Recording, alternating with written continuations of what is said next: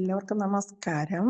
ഇന്നൊരു ചക്കക്കുരു മസാല ചേർത്ത് ഉലർത്തുന്ന ഒരു റെസിപ്പിയാണ്. അതിനു വേണ്ടി ചക്കക്കുരു കഷ്ണിച്ച് കഴുകി വൃത്തിയാക്കിയത് കുക്കറിലേക്കിട്ട് ആവശ്യത്തിന് കറിവേപ്പില, ഇഞ്ചി, മസാല, വെളുത്തുള്ളി ചതച്ചത്, തേങ്ങാക്കൊത്ത് ചെറിയ കഷ്ണങ്ങളാക്കി മുറിച്ചത്, ഒരു മീഡിയം സൈസ് സവാള അരിഞ്ഞത്, കുറച്ച് ചുവന്നുള്ളി, കുറച്ച് മല്ലിപ്പൊടി, മസാലപ്പൊടി, അല്പം മുളക് പൊടി, മഞ്ഞൾപ്പൊടി, ആവശ്യത്തിന് ഉപ്പും ചേർത്ത് വെള്ളവും ഒഴിച്ച് 4-5 വിസിലടിപ്പിക്കുക കുക്കറിൽ.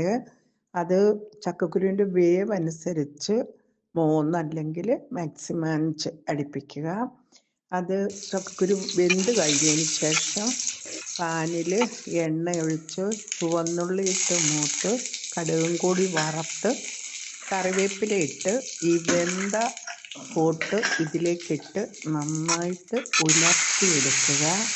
നല്ല ടേസ്റ്റുള്ള ഒരു ഉലർത്ത് കറിയാണ്.